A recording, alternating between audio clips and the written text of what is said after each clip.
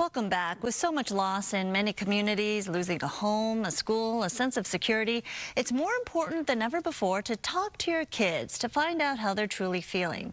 One father is making it his mission to tell the story of his son so other families don't have to experience his pain. We have to warn you, what you're going to hear may be very difficult, and it does deal with suicide. It's a story of a Marietta family and how the loss of their 14-year-old son, Ryan, is now leading to meaningful conversations that hopefully can save some lives. You know, I have 4 kids, and Ryan was the youngest. And as far as the grumpy kids go, he was the least grumpy of the 4 of them. What happened to my family and my son is something I never would have expected to happen. March 2018, Kim and I were down celebrating her birthday like we like to do. And we got a text from Ryan saying goodbye. Ryan just turned 14 years old when he texted his family goodbye. His parents were out of town celebrating a birthday, but rushed back to help Ryan. After sitting by his bedside in the hospital for 5 days, his father Jason knew it was too late. When I look back, I can see things, right? But not enough to make me think I really had a serious issue. I wish.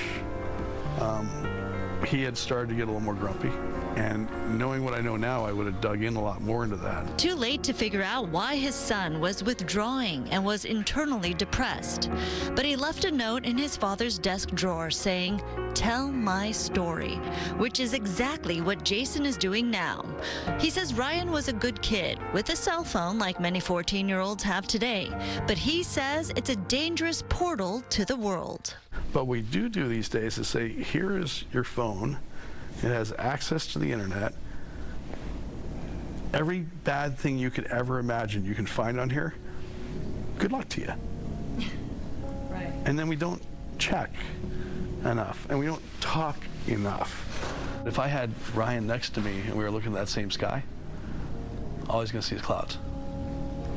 And there's nothing I can say to make your clouds go away.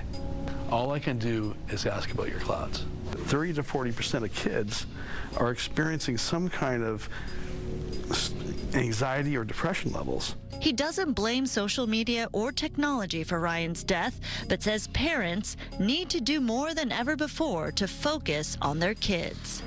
We have to be proactive with taking care of ourselves. We have to have the conversations with each other, with our children. We can turn it back. We can say, you know, put down your phone. Let's have a conversation. Let's have dinner together. Let's slow down this busy life together. Families used to have dinner together 5 nights a week, or 6 or 7 nights a week. The average family these days is coming and going and meeting and this and that and everything, and has dinner maybe once or twice, and they all have their phones out. We have to change that. Jason has created a way to make it easier to get that conversation started with these cards called Tell My Story. Each one has a prompt to get into the heart of how kids are feeling.